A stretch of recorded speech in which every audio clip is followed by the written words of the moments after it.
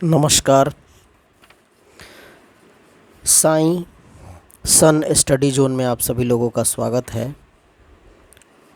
और आज का वीडियो जो है वो श्री साईं सच्चरित्र श्री गोविंद राव रघुनाथ दाभोलकर जी के द्वारा लिखित, जिसका हिंदी अनुवाद श्री शिवराम ठाकुर जी ने किया है। और इस पुस्तक का प्रकाशन श्री साईं बाबा संस्थान विश्वस्त व्यवस्था शिरडी महाराष्ट्र के द्वारा किया गया है। तो साईं बाबा जी को प्रणाम करते हुए आज उनके गुणों की चर्चा करेंगे।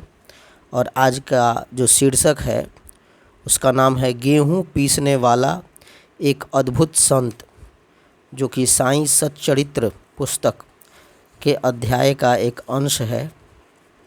तो श्री साईं बाबा जी को प्रणाम करते हुए आइए इसको शुरू किया जाए। गेहूं पीसने की कथा। सन 1910 में मैं एक दिन प्रातःकाल श्री साईं बाबा के दर्शनार्थ मस्जिद में गया। वहाँ का विचित्र दृश्य देख मेरे आश्चर्य का ठिकाना न रहा। श्री साईं बाबा मुँह हाथ धोने के पश्चात चक्की पीसने की तैयारी करने लगे। उन्होंने फर्श पर एक टाट का टुकड़ा बिछाया, उस पर हाथ से पीसने वाली चक्की रखी।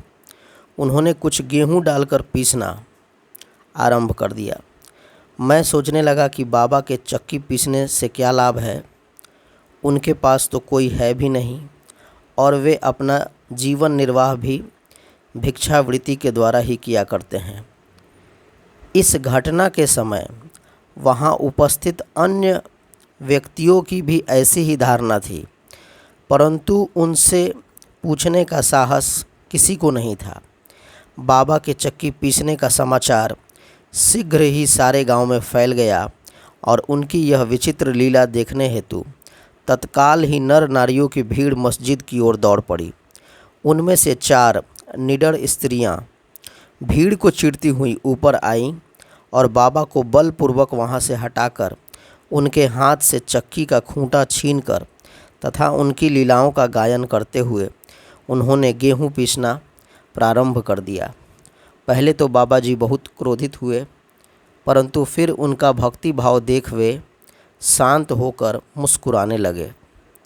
पीसते पीसते उन स्त्रियों के मन में ऐसा विचार आया कि बाबा जी के तो घर द्वार नहीं है और ना ही इनका कोई बाल बच्चा है और ना ही कोई देख रेख करने वाला ही है। वे स्वयं भिक्षावृत्ति द्वारा ही अपना निर्वाह करते हैं, अतः उन्हें भोजनादि के लिए आटे की आवश्यकता नहीं है। बाबा तो परम दयालु हैं, हो सकता है कि यह आटा वे हम सब लोगों में ही बांट दें। इन्हीं विचारों में मग्न रहकर गीत गाते गाते ही उन्होंने सारा आटा पीस डाला। तब उन्होंने चक्की को हटाकर आटे को 4 समान भागों में बांट लिया और अपना अपना भाग लेकर वहां से जाने को उद्यत हुईं। अभी तक शांत मुद्रा में निमग्न बाबा जी तत्क्षण ही क्रोधित हो उठे और उन्हें अपशब्द कहने लगे। स्त्रियों, क्या तुम पागल हो गई हो? तुम किसके बाप का माल हड़प कर ले जाना चाहती हो? क्या कोई कर्जदार का माल है जो इतनी आसानी से उठाकर लिए जा रही हो? अच्छा, अब एक काम करो कि इस आटे को ले जाकर गांव की सीमा पर बिखेर आओ। मैंने शिरडी वासियों से प्रश्न किया कि जो कुछ बाबा जी ने अभी किया उसका यथार्थ में तात्पर्य क्या है। उन्होंने मुझे बतलाया कि गांव में हैजा का जोरों से प्रकोप है और उसके निवारणार्थ ही बाबा जी का यह उपचार है। आपने जो कुछ अभी पीसते हुए देखा वह गेहूं नहीं बल्कि हैजा विसूचिका थी, जो पीसकर नष्ट कर दी गई है। इस घटना के पश्चात सचमुच हैजा की संक्रामकता शांत हो गई और ग्रामवासी सुखी हो गए। यह जानकर मेरी प्रसन्नता का पारावार न रहा। मेरा कौतूहल जागृत हो गया। मैं स्वयं से प्रश्न करने लगा कि आटे और विसूचिका रोग का भौतिक तथा पारस्परिक क्या संबंध है, इसका सूत्र कैसे ज्ञात हो, घटना बुद्धिगम्य सी प्रतीत नहीं होती। अपने हृदय की संतुष्टि के हेतु इस मधुर लीला का मुझे 4 शब्दों में महत्व अवश्य प्रकट करना चाहिए।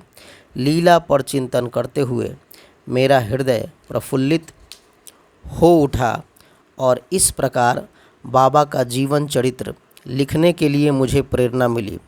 यह तो सब लोगों को विदित ही है कि यह कार्य बाबा की कृपा और शुभ आशीर्वाद से सफलतापूर्वक संपन्न हो पाया है।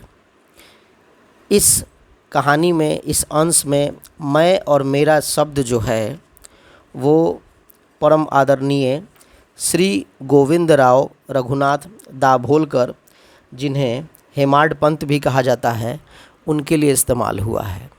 तो श्री साईं बाबा जी को सादर प्रणाम करते हैं और इस अंश को समाप्त करते हैं। जय साईं राम, ओम साईं राम।